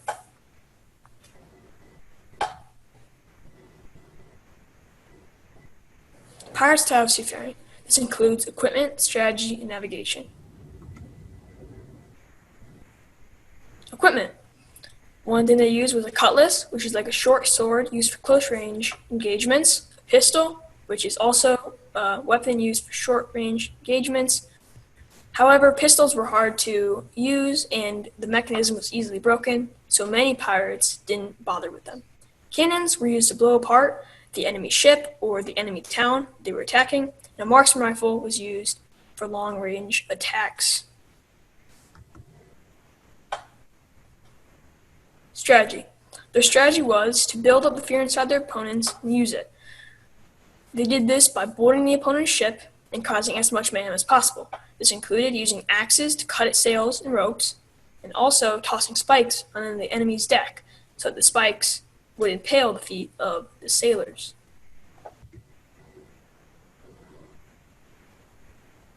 Navigation. Navigation was very important in piracy, as it is in all sailing. They had many tools in navigation, such as a sextant, an astrolabe, and maps and compasses. However, this form of navigation was really primitive, and it included much guesswork. So pirates used the gut feeling.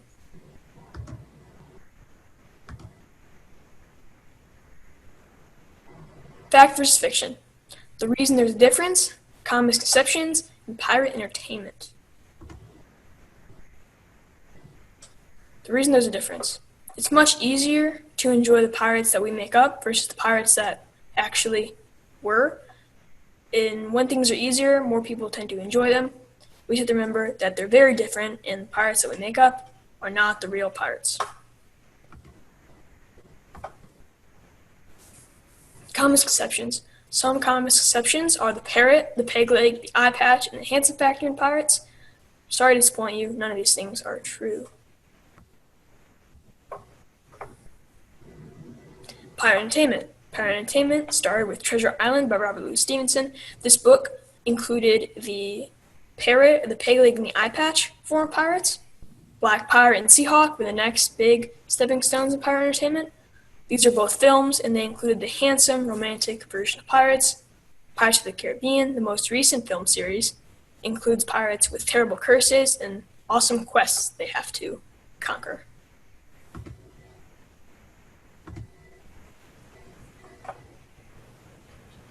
Modern piracy. Who it happens to, the difference between modern piracy and the piracy past, and what we're doing to help. Who it's happening to. It's happening to yachts and private boats, also poorer countries. Technically, it happens all over the world. However, many attacks are focused in South America and Africa.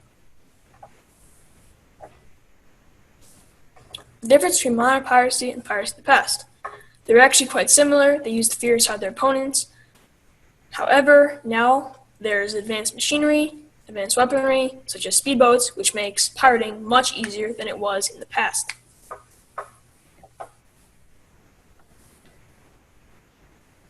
What we're doing to help and who is helping.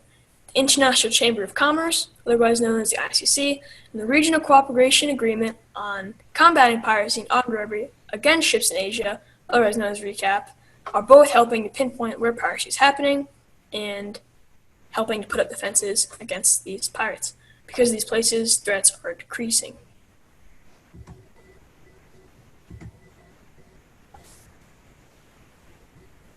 Pirates have been around for a very, very, very long time, and they're still around today. For many people, piracy is still a very big challenge for them to face. We have to remember that pirates aren't what we see on TV and not what we grew up learning pirates were about. They are extremely different and vicious than what we know, or we think we know. Thank you for your time, and I'm really glad for this opportunity to learn so much about this topic. Thank you. Great. Thank you so much, Connor. Mr. Huck, do you have some questions for him? Oh yeah, we got lots of good questions. All right, Connor, hope you're ready. I'll start with this one. What you said the word mutiny. What does mutiny mean? Mutiny is basically a revolt by the crew members against the captain. So they don't think the captain's doing a good job. So they attack him and try to get a new captain. Okay. Did pirates only attack other ships, or did they attack towns as well? Yeah.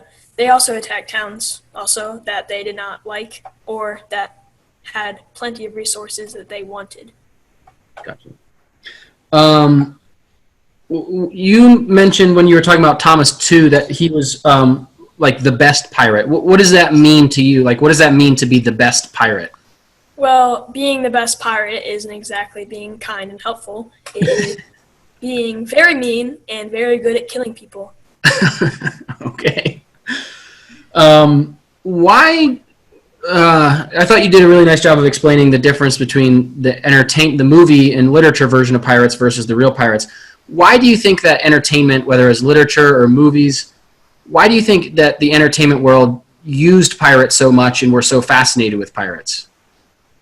Well, I mean, pirates, I guess, if you think about it from like a action-packed standpoint, they're very action-packed. So if you take out all the bad stuff that no one wants to watch, then it becomes entertaining. So that's what people wanted. So somebody did it, and everybody else copied them. Very good, yeah. And Treasure Island was really a catalyst for that, huh? Yep. Okay, and one final question. What would happen to a pirate if they were to be caught? Well, usually, if they were guilty of murder, then they would be hanged. So you wouldn't, or thrown in jail. You don't really want to be caught as a pirate. So it's a very stiff penalty. Yes, definitely. Gotcha. All right. Great job, Connor. Really nice presentation. Thank you. Great. Thank you so much, Connor. That was awesome. So next up, we have Renaud, who's going to be talking about pollution.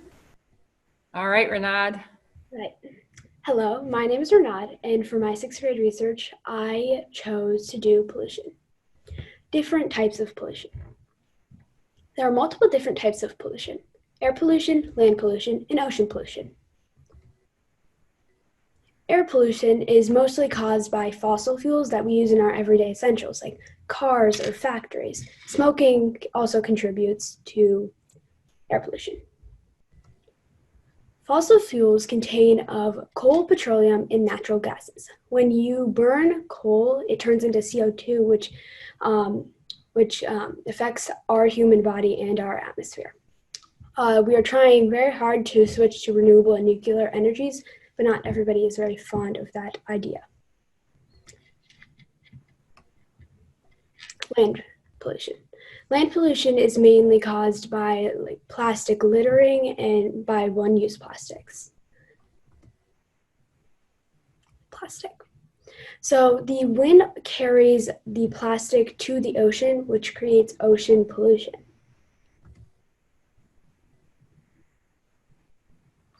Okay, ocean pollution. Ocean pollution is caused by plastic.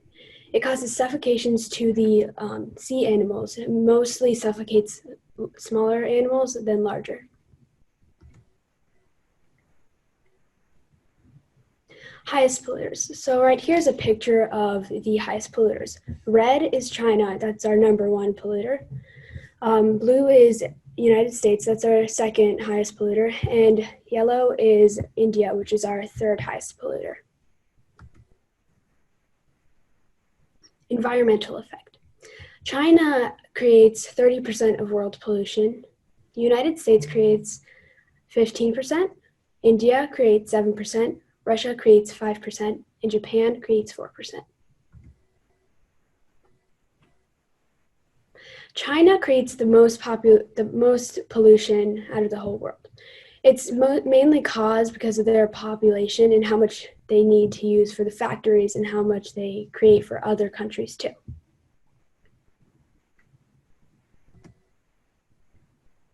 The United States. The United States is the 2nd highest polluter. Texas and Ohio are very big coal polluters, and around 60% of the United States is polluted. India. India is very populated.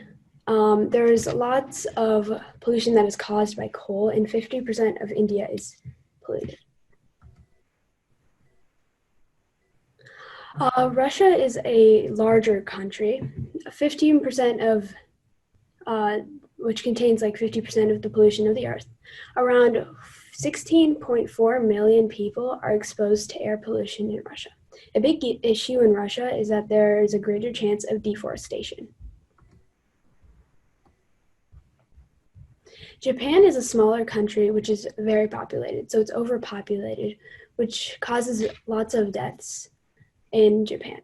The pollution is mainly caused by coal or fossil fuels.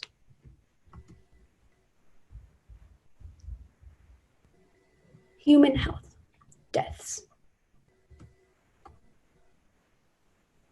15% of people in the world die because of air pollution.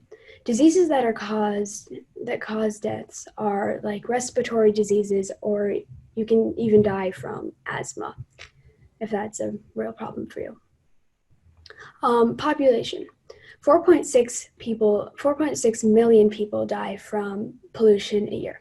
More people die from air pollution than from automobile accidents per year. Animal and plant health. Plant health. Plants develop over time with air pollution, but it cannot be recovered. Extinctions of plants are going to be more common in the future.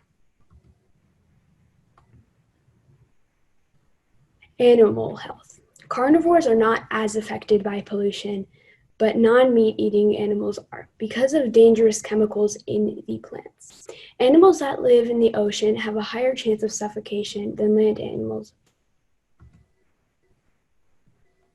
Carbon tax. What is carbon tax and why was it created?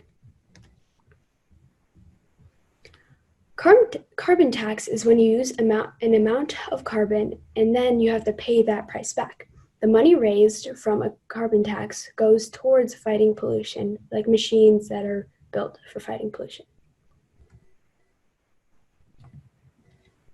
Future. Wildfires will be more common in our future. Due to climate change, polar ice caps and glaciers will melt, and there will be no place for the polar region animals to live. What can we do? We can use reusable materials instead of one-use plastic, drive an electric car, or drive less. We can use more renewable and nuclear energies and avoid using plastic bags.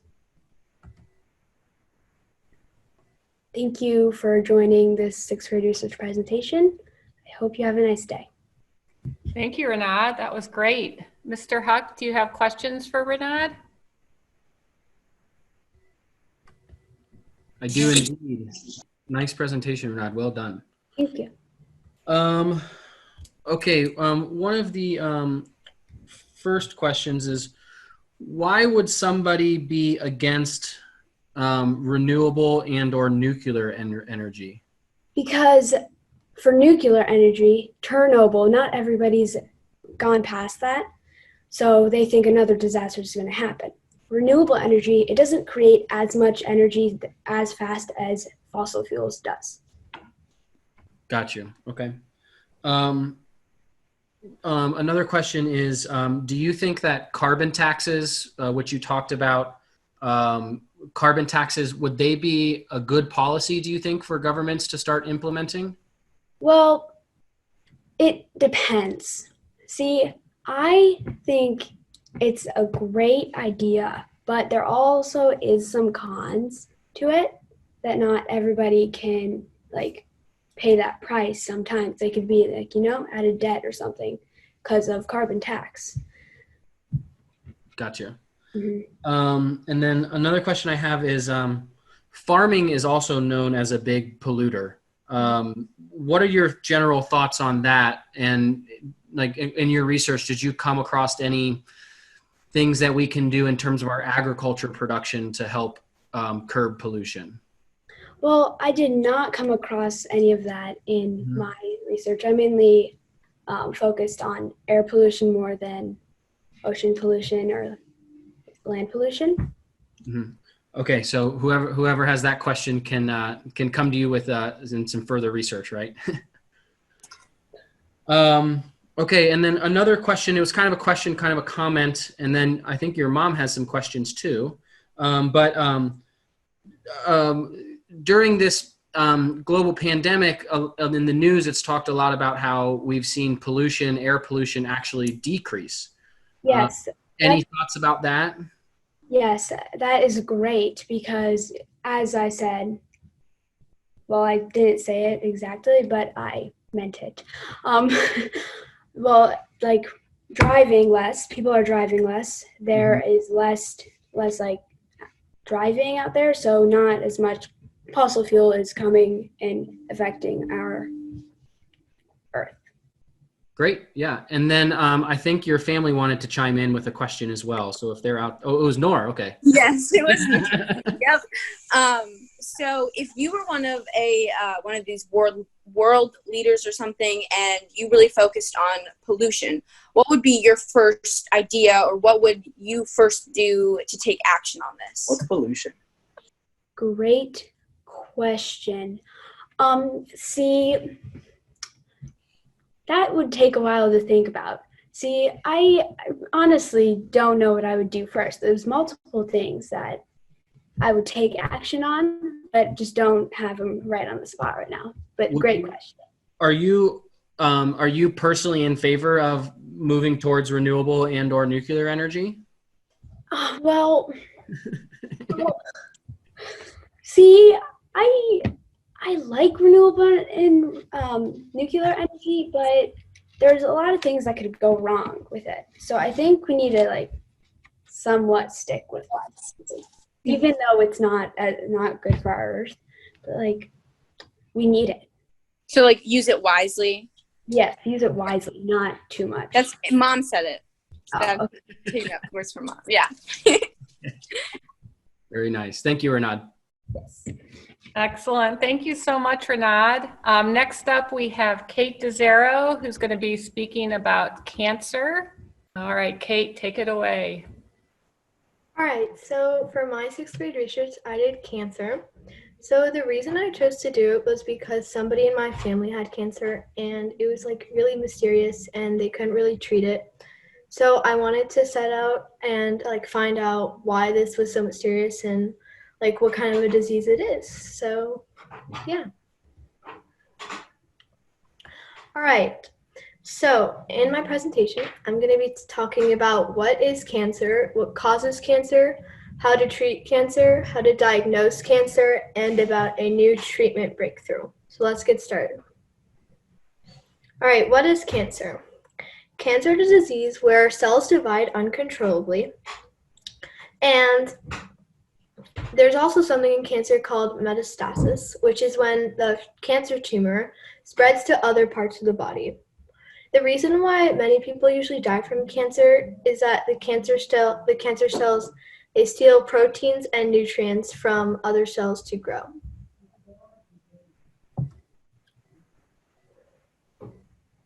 Okay.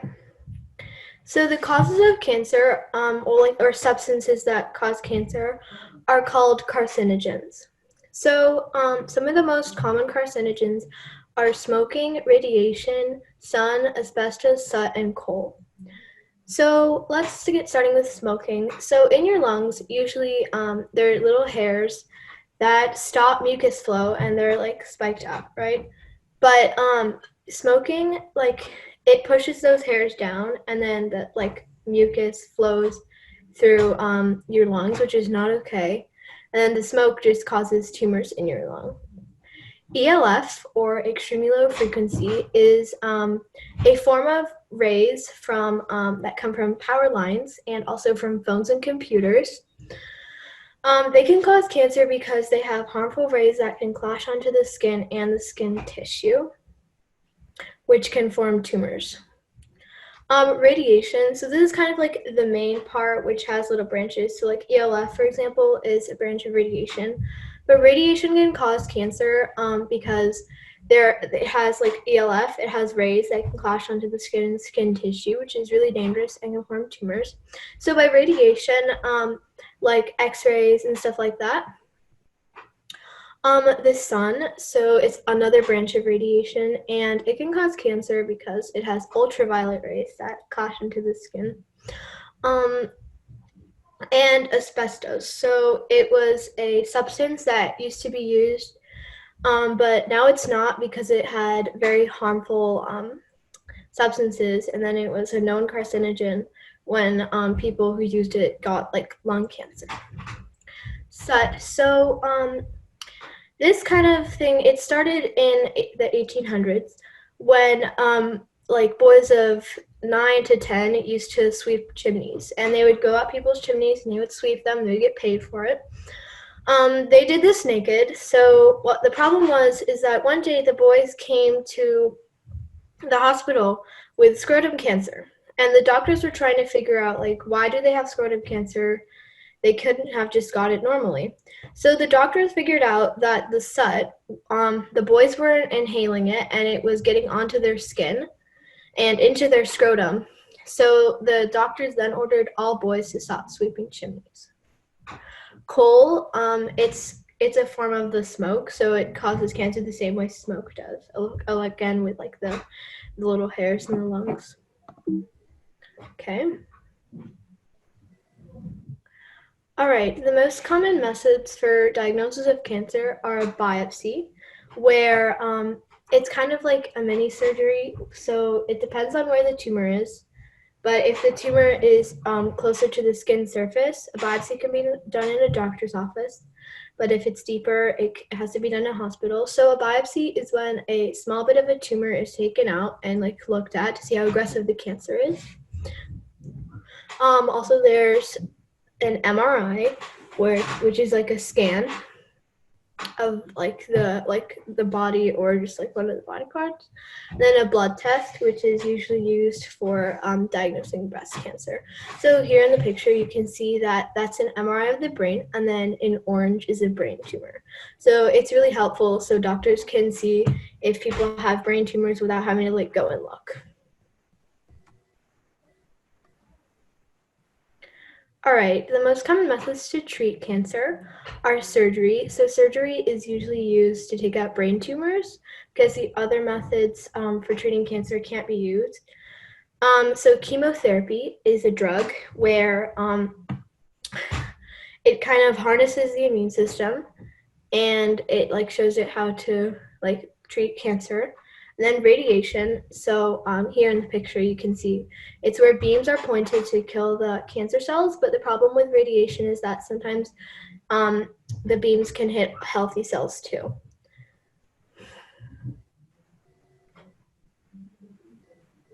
And then the treatment breakthrough. So this is called immunotherapy. I'm going to explain it in kind of like as with police officers, right? So we have cells in our immune system called T cells. So in the way I'm going to explain it, the T cells will be our police. And so the cancer cells, they hide from the police by pretending to be normal cells. And in the picture, if you see that kind of like it's dark turquoise, and in the first square, you can see it says PD-L1. So PD-L1 is the protein that cancer uses to hide from the police. But the immunotherapy, it blocks police T cells from failing to do their job, really meaning that like the T cells learn to recognize that the cancer is hiding behind PD-L1. And in the picture, we can see here, so the T cell is the blue one, it's labeled. And then PD-1 is the T cell, it's kind of like feeling around and it sees that cancer is using PD-L1. So PD-L1 binds to PD-1 and inhibits the T cell killing of the tumor cell. And yeah, so the drug that is used for immunotherapy are called checkpoint inhibitors. And so yeah, they block the police or the T cells from failing to do their job. Again, like just showing them this is cancer, you need to recognize it, you need to kill it.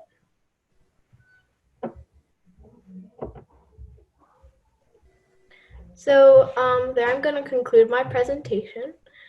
And I hope you learned something about cancer from this presentation. And I hope you enjoyed learning about cancer. Great. Thank you so much, Kate. Mr. Huck, any questions?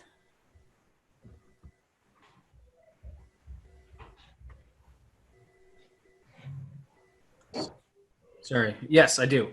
All right. Wow, Kate, information packed. Very nice. Okay, a couple questions for you. How does, you mentioned using radiation to treat cancer, but how does radiation used to treat cancer if it's also one of the causes of cancer? So there are two different, like what I meant by the radiation that causes cancer, that's more like X-rays maybe, and basically like how Yeah. So the radiation used to treat cancer, that's one that's different from the X-rays. But then the one that causes cancer is like more X-rays and that kind of stuff. Gotcha.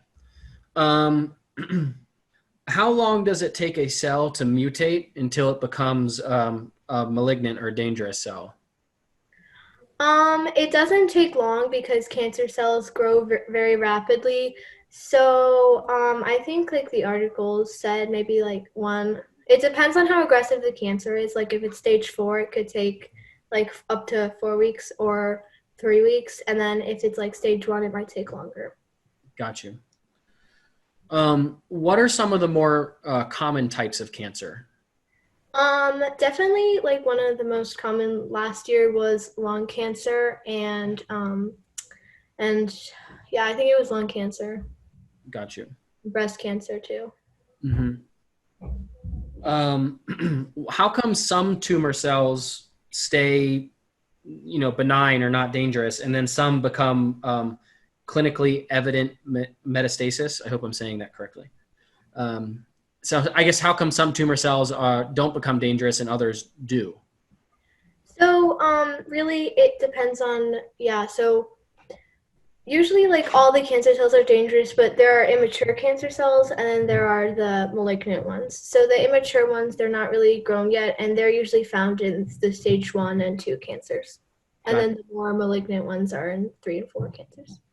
Got you. And then one final question. Are you more likely or at risk or have a greater chance of getting cancer if people in your family have it or have had it? Well, like if you mean like if you have a family history or Yeah, family history. Yeah, so usually it's about like one, like the chances are like three to four that if you have a family history of cancer, like let's say like your grandmother had breast cancer and your mother got it, so you're probably gonna get it too, but that's not always the case. Mm-hmm.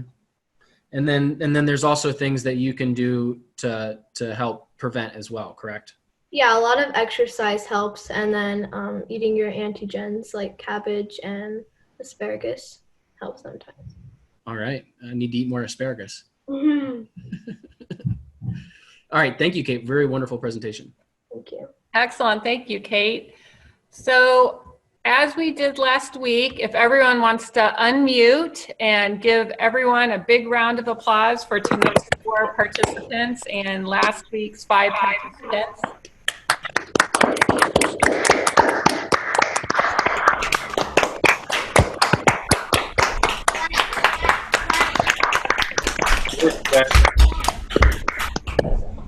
I have. Thank you guys for doing such a great job with your research and your presentation. I know everyone that was watching these presentations really enjoyed them.